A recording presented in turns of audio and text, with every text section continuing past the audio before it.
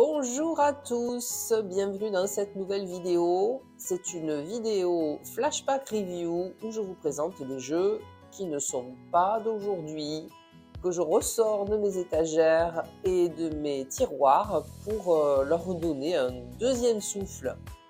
Alors, ça faisait longtemps que je n'avais pas fait de review, donc aujourd'hui je vous présente un de mes tarots favoris. Préféré, il est vraiment adorable, il est trop beau, c'est le Dark Mansion Tarot. Alors, c'est un tarot que l'on peut toujours trouver sur le site taroteka.com. Alors, je vais vous le montrer, je vais vous montrer mon ordinateur pour que vous puissiez voir les prix, etc.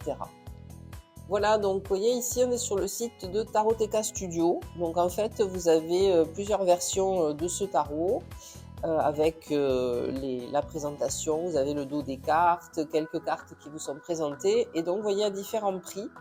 Donc, moi je me souviens avoir acheté cette version ici puisque c'était une version avec des cartes peut-être un peu plus grandes que celle-ci, je vais y arriver. Voyons, qu'est-ce qu'on vous met ici, que c'est standard 12 cm et là 14 cm, donc c'est possible. Et le dos des cartes est différent. Hop, voilà. Alors, attendez, parce que non, c'est peut-être... je vais regarder les miennes, quel est le dos. Non, sur le dos, j'ai ça. Donc, on est bien sur l'édition... celle-ci, donc j'avais pris celui-ci en fait, vous voyez, je m'en souvenais pas, enfin je crois que je me l'étais fait offert d'ailleurs. Vous en avez aussi qui sont vendus, ben il n'y en a plus, hein. Donc ça c'est une édition limitée, 139 $ avec un coffret, magnifique coffret en bois. Donc celui-là, ben, vous ne pouvez plus le trouver visiblement pour l'instant. Celui-là non plus, je ne sais pas ce qu'il a. Pourtant c'est le classique. Et donc, vous avez encore des versions. Alors ici, ils viennent par 5. Donc, si vous voulez, peut-être pour les frais de port, l'unité, puis après le revendre, j'en sais rien. Ça, c'est plutôt pour des boutiques. Donc, on le trouve ici. On ne le trouve pas sur Amazon ou quoi que ce soit. Il faut vraiment le commander ici. Donc, c'est vrai que c'est pas donné hein, comme prix.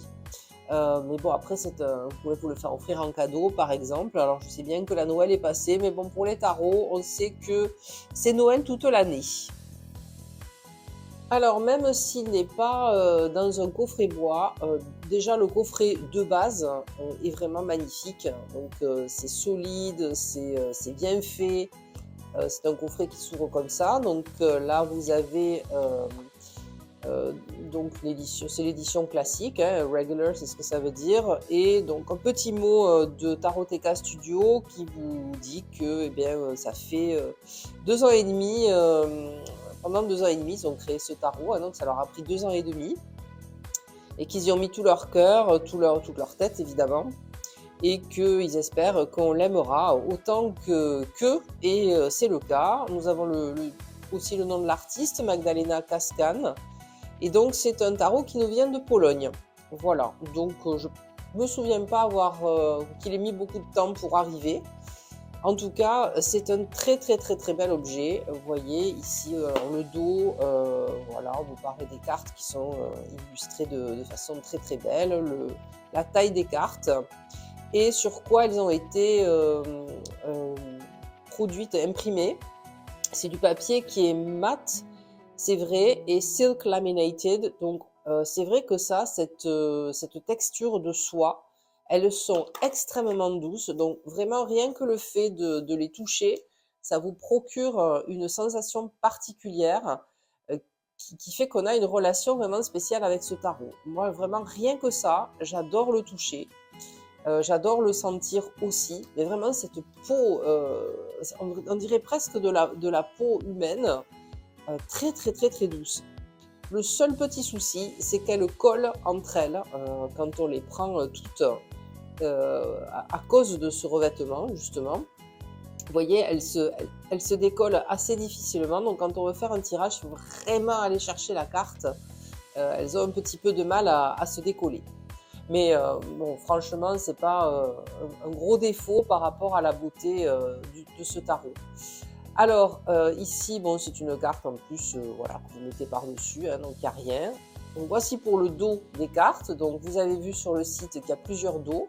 Donc moi j'ai le dos avec les nuages, le soleil, la lune et les étoiles, donc tout mélangé. Donc cet aspect un peu cosmique de cet univers très particulier. Donc je vais vous présenter les cartes.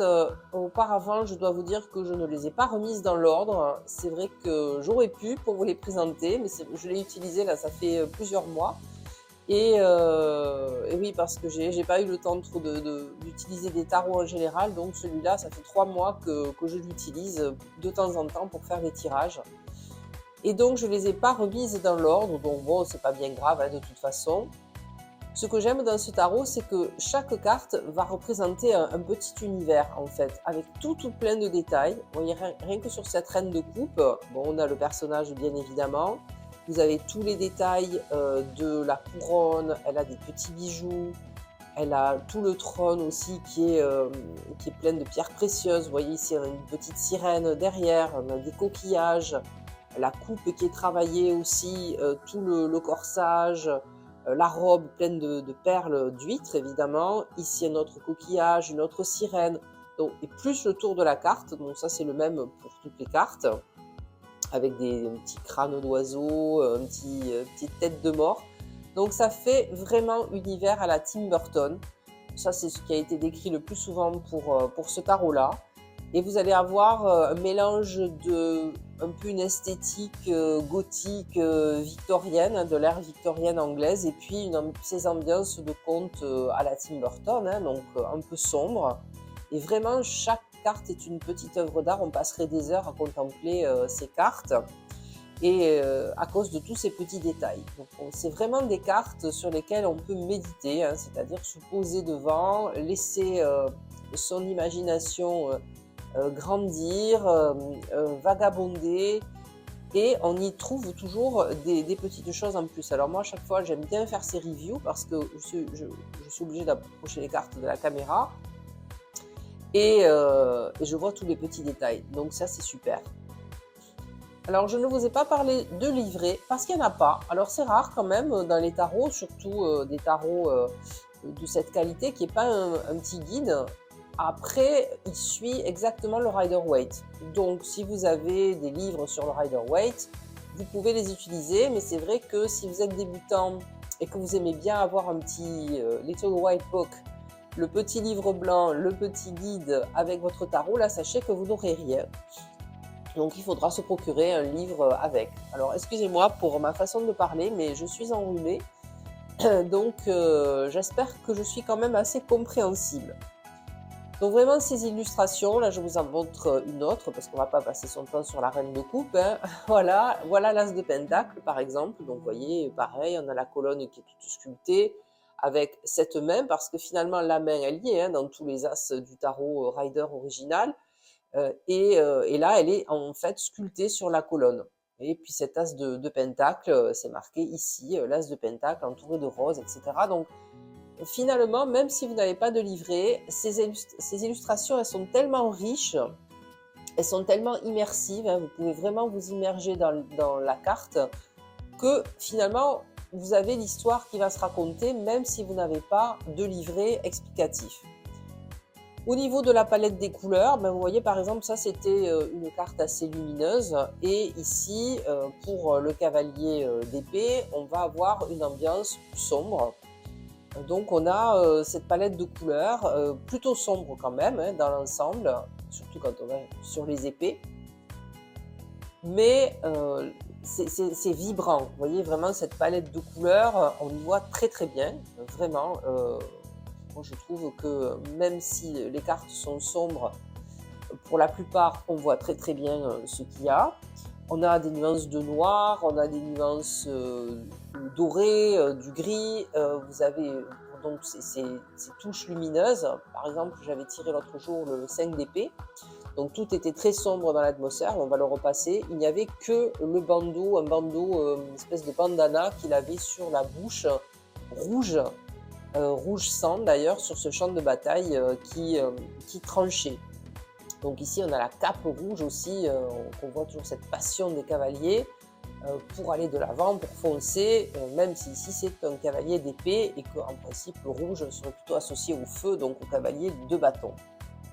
Donc vous allez avoir des personnages qui vont être souvent exagérés, bon pas celui-là puisqu'il est de dos, mais que lorsqu'on va voir les arcades majeures, vous allez voir le hiérophante par exemple, ou la grande prêtresse, qui sont très expressifs, très exagérés, ça fait presque un peu caricature, et qui vont offrir finalement une narration visuelle qui va être claire.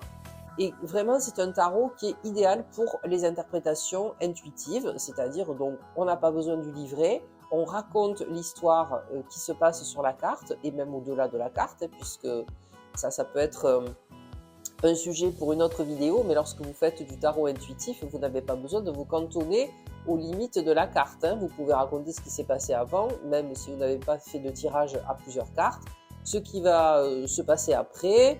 Vous pouvez imaginer ce qu'il y a dans comment ça s'appelle, la charrette, si c'est pas une charrette. Mon Dieu, je trouve plus le nom. Vous pouvez imaginer ce qu'il y a dans les valises. Vous pouvez faire tout ce que vous voulez en fait avec le tarot intuitif. Si on prend le dos des cartes, eh bien, je vous l'ai déjà montré tout à l'heure, si vous travaillez avec les cartes renversées, vous n'allez pas du tout voir la différence, donc pas de souci.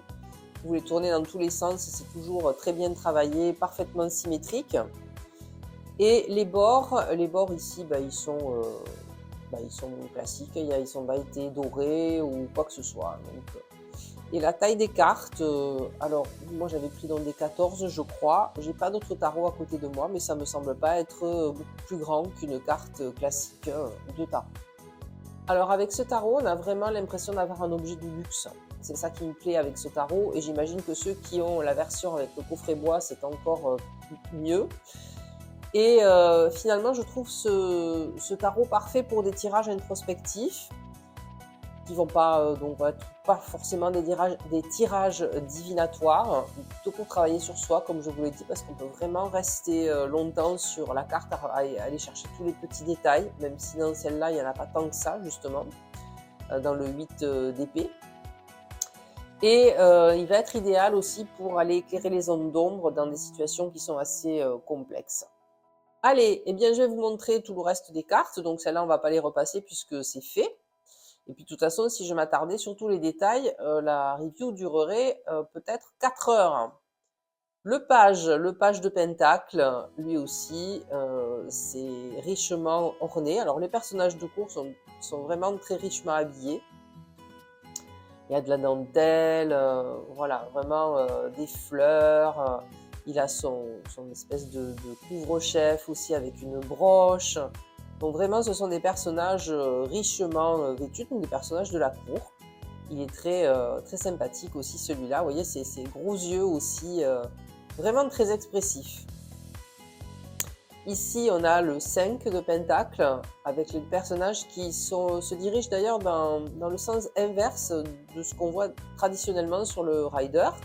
Le rider classique, il marche dans l'autre sens. Donc ça peut être justement une interprétation. Vous voyez ce petit chat là? Regardez-le, avec ses yeux exorbités. Et puis derrière, les vitraux plus classiques aussi. Et vraiment, regardez les visages des personnages, comme ils sont expressifs. Ce vieil homme fatigué, cette petite fille qui le suit, et qui porte vraiment toute la misère du monde sur ses épaules. C'est magnifique. Le roi de Pentacle, alors là on est dans la richesse absolue, hein. Il y a le château derrière, on a la couronne, on a des têtes de taureau, des grappes de raisin, le pentacle bien sûr, des grappes de raisin partout, et des têtes de taureau ou de chèvre, je sais pas. En haut j'aurais plus pensé à un taureau, et en bas c'est peut-être, oui c'est un bélier, puisqu'on a le signe du bélier, donc il rassemble les signes du zodiaque costauds, hein, voilà, qui foncent et qui vont pas se laisser faire, avec cette attitude très, très digne et puis très professionnelle, l'air de dire, moi vous savez, on va pas me la raconter, hein. Voilà, on est dans l'abondance complète avec ce roi. Voici notre cavalier de bâton. Alors vous voyez là, pas tant de rouge que ça. Il est dans le désert de Pétrolontan. Il a une flamme ici sur le harnachement du cheval. Et puis en rouge, il a juste sa ceinture et puis les bords du manteau et une poignée. Vous voyez, un petit peu au casque, comme ça, c'est un soldat.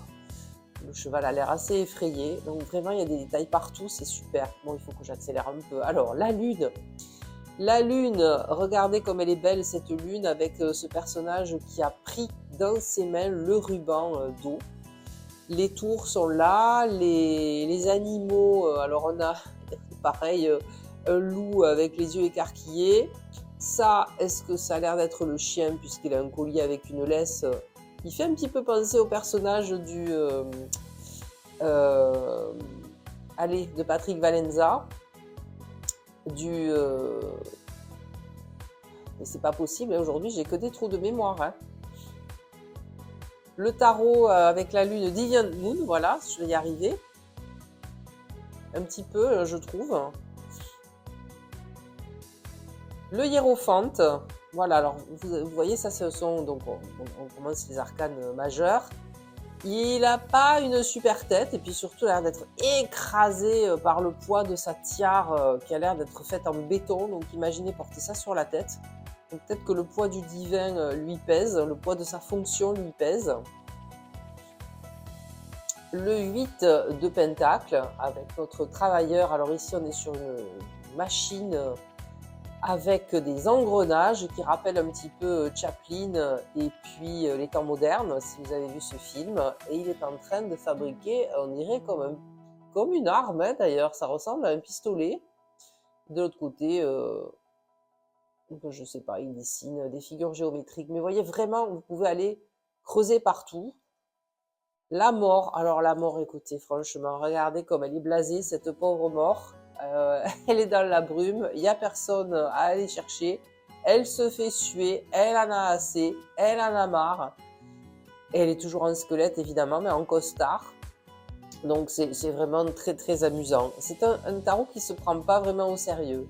Alors le 4 de pentacle avec le radin, le Picsou là, franchement il a une tête horrible. Donc parfois cette carte ça peut passer, mais alors là vraiment si on la tire on se dit ben, si je ressemble à ça, c'est pas terrible. La carte du monde. Alors la carte du monde, elle est adorable. Regardez cette petite baigneuse style années 20 qui porte la terre donc dans ses bras. On a bien la mandorle et on a les 4 figures qui sont censées être les 4 évangélistes. Donc le taureau, le lion, l'aigle et puis l'ange, donc ici représenté, habillé de façon pareil, début du siècle 20e, hein, évidemment, pas 21e. Super carte, j'adore. Le 4 de bâton avec le couple qui fait des vœux entre les 4 poteaux. La carte du lien, de l'engagement. Le 5 de bâton, donc là il se bastonne un petit peu. Vous voyez, c'est quand même des tenues un peu, oui c'est ça, début du siècle, du 20e siècle, dans l'ensemble. Hein. Alors peut-être pas celui-là. Ça c'est l'empereur. L'empereur avec l'aigle ici sur une des bannières et puis le bélier, puisque l'empereur est associé au signe astrologique du bélier, en tout cas dans le système Rider.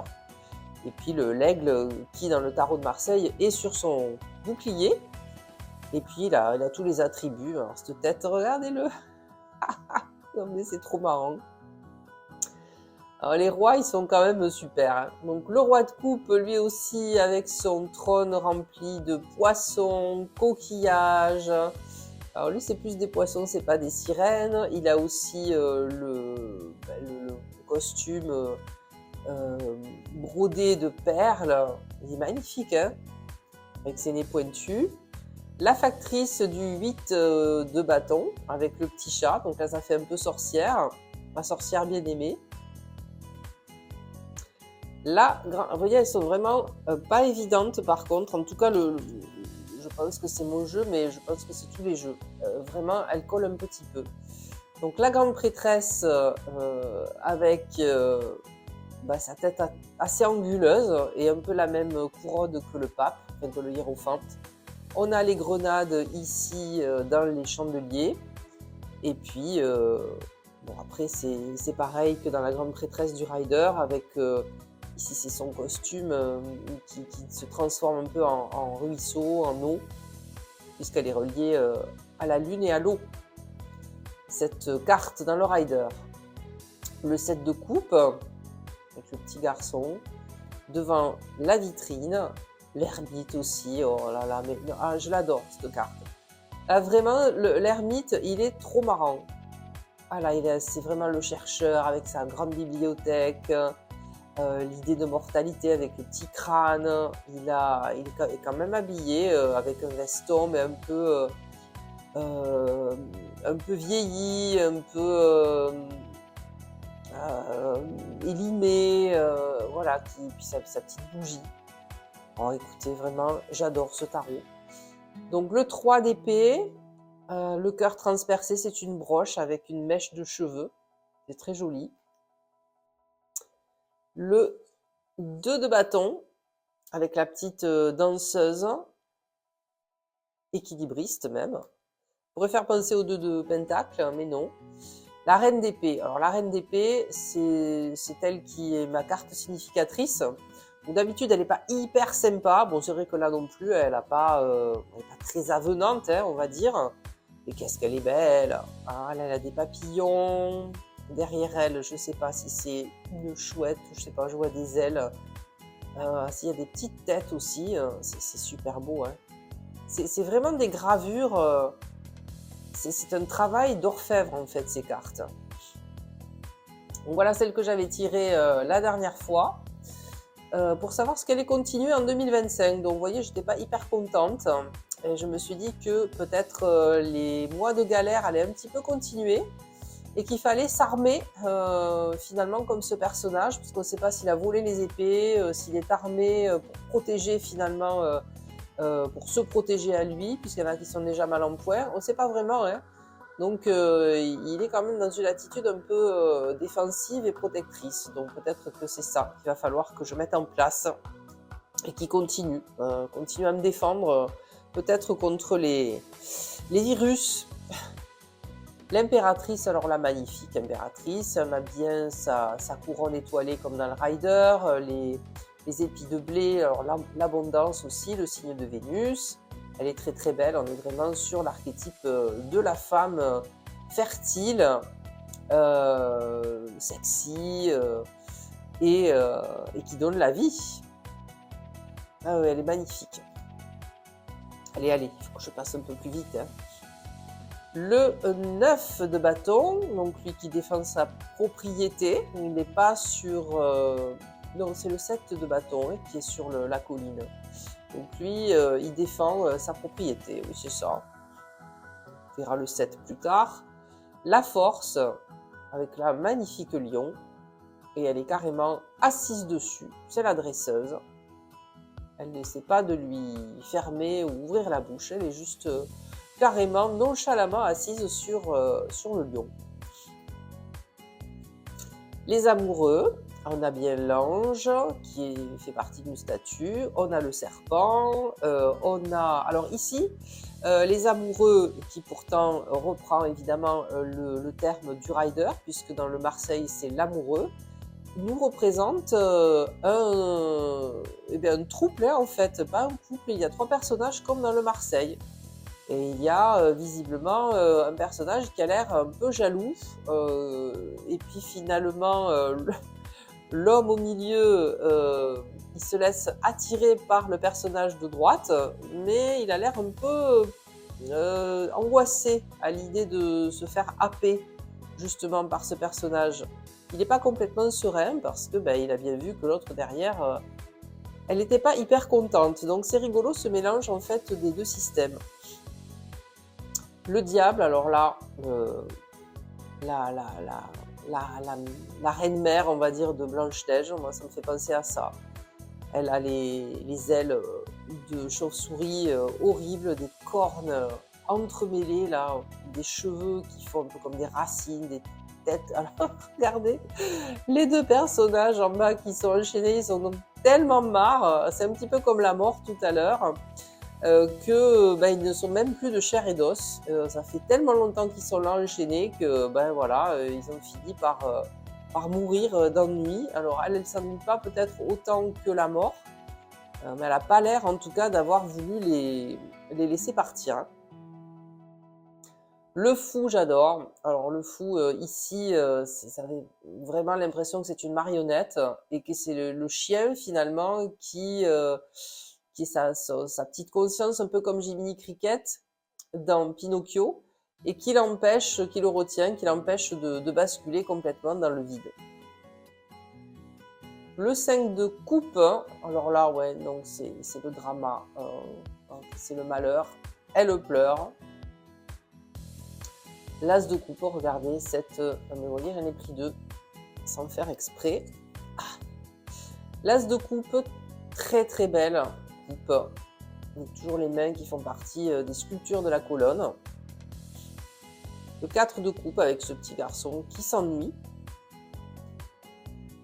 Le 7 d'épée avec Arsène Lupin qui est allé voler et qui passe par les toits. Là, on voit vraiment que c'est un voleur, hein. Enfin, pour moi, c'est vraiment la représentation du voleur avec ce masque sur les yeux. Le roi d'épée, il est beau, hein, il est très très beau. Je trouve que c'est le plus beau physiquement de tous les rois que j'ai vu passer là. Alors pareil, hein, je pense pas qu'il vous témoigne énormément d'affection, mais il n'est pas là pour ça. La reine de Pentacle, mais regardez là aussi comme elle est belle. Alors là, c'est un travail, son habit, hein, pareil, de broderie, magnifique, hein. On a le petit lapin ici. Non, elle est très très très belle. Le page de bâton. Alors vraiment, je pense que pour les designers de mode, les cartes de cours sont super à analyser, hein. Moi, c'est pas mon truc, enfin, je veux dire, j'y connais pas assez pour donner des avis, mais pour s'inspirer, je sais pas, c'est sympa. Le 10 de coupe, un dimanche à la campagne, en pique-nique. Le 2 d'épée. Le 8 de coupe, c'est assez classique, hein. Donc c'est vrai que ça suit le rider, hein, donc assez fidèlement, sauf peut-être pour les amoureux. La tour, donc là on est sur un film d'épouvante presque. Regardez les petits personnages, youhou, donc là ils tombent, ouh. Ça fait penser un petit peu au drame des tours jumelles à New York, hein. C'est vrai. Ou vraiment à des contes de fées, hein. Le 3 de Pentacle, adorable, avec les ingénieurs.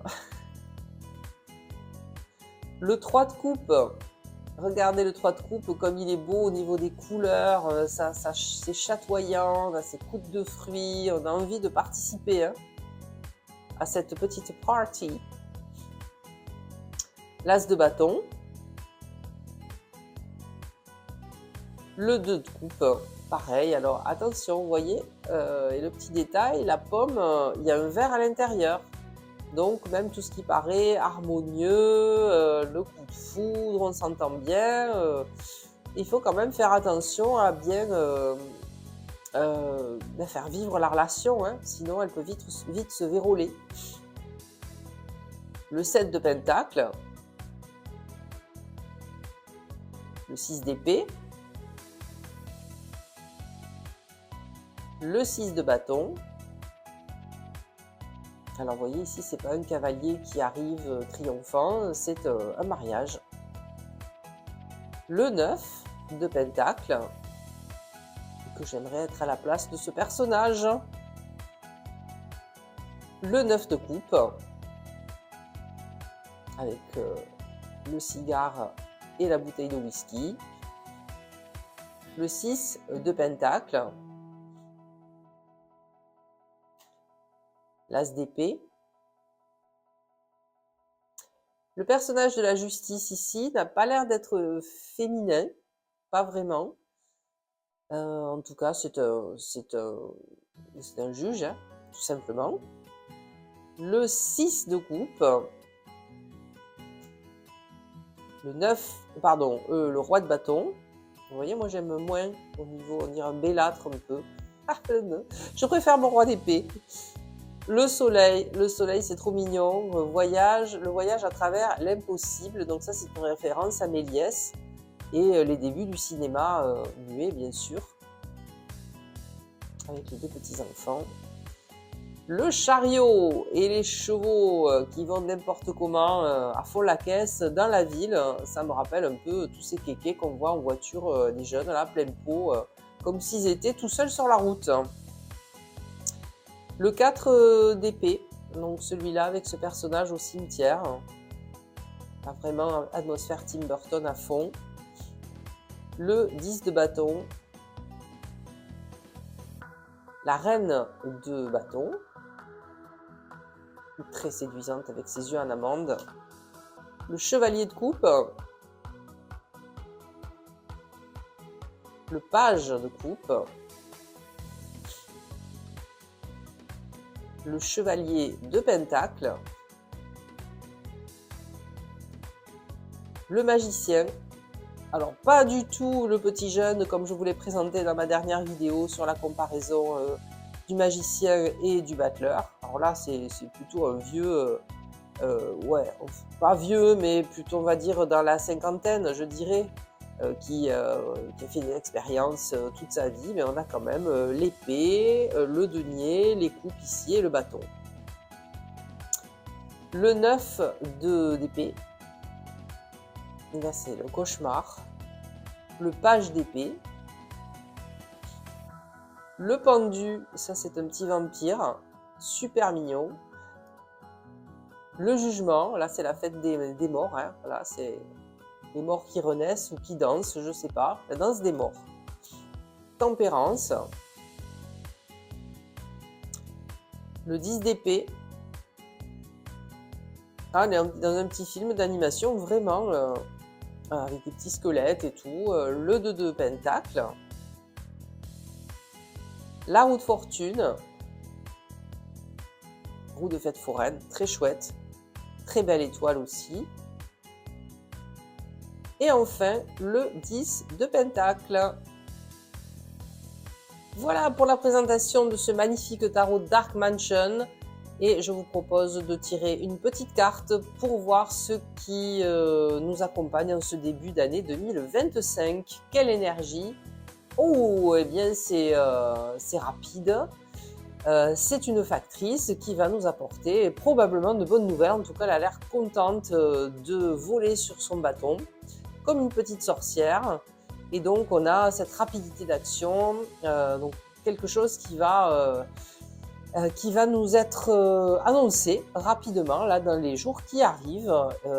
Donc, vous me direz dans les commentaires si en effet vous avez reçu de bonnes nouvelles. Pour moi, elle est arrivée plutôt hier. Voilà, je ne veux pas vous raconter ma vie, mais c'était une bonne nouvelle. C'est par rapport à Vinted. Donc voilà, j'ai obtenu gain de cause, donc c'est bien. Mais pour vous, peut-être ce sera autre chose. Alors dites-moi aussi dans les commentaires si vous avez, si vous connaissez déjà le Dark Mansion, si vous l'avez utilisé, comment vous l'avez utilisé, est-ce qu'il vous plaît ou pas, et puis si vous avez des jeux qui peut-être dans votre collection qui sont un peu du même acabit. Eh bien, vous mettez tout ça en commentaire et je me ferai un plaisir de vous répondre. Et puis en attendant, je vous fais de gros bisous et je vous dis à bientôt. Bye bye!